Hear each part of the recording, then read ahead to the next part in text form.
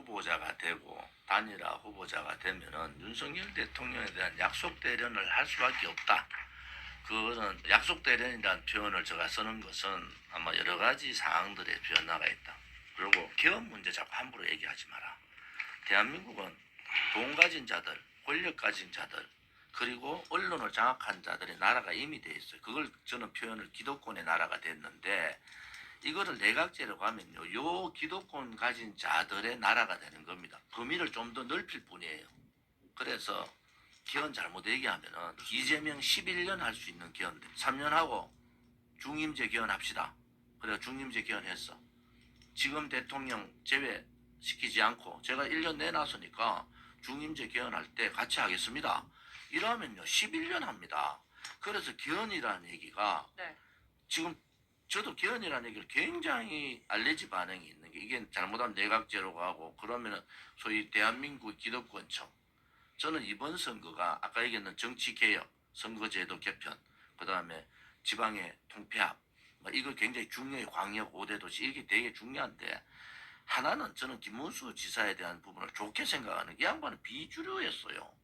네. 소위 말하는 이 메이저 언론들이 왜 김문수 후보에 대해서 그렇게 공격을 합니까? 한동훈 후보를 왜 그래 세울까요? 저는 박근혜 대통령 탄핵 때 저 들 봤잖아요. 정진석 원내대표는 원내대표로서 못 나갔지. 나머지 그 당시에 새누리당에 저아버지 국회의원 했던 사람 다 나갔습니다. 이걸 뭘 의미하느냐? 결국은 이 기득권 싸움에서 국민의힘이 이제 국민의힘의 기득권에 싸울 수 있는 후보가 나온 거예요. 지금 김문수라는 독특한 후보가 나왔어요. 이 공격들이 엄청날 거라고. 그래서 한동훈 후보가 된 것도 그런 여러 가지 연장선상에 된 거예요. 지금 2강까지 간 거는. 그런데 이게 최종 후보는 되는데 저는 한덕수 후보도 기득권이라고 보는 거예요. 소위 말하는 이 경제관료 기득권층이란 말이에요. 이 사람들은 네. 그 모피아들이라는 게 계속 있었잖아요. 그러면은 작게 잡으면 모피아 경제관료 혹은 관료 기득권이 있고 그거다 언론 기득권, 금융, 돈 가진 기득권, 그다음 권력 가진 기득권의 나라가 지금 대한민국에 있어서 우리 같이 그걸 보는 사람은 이건 국민의 나라가 아니다. 기득권의 나라지.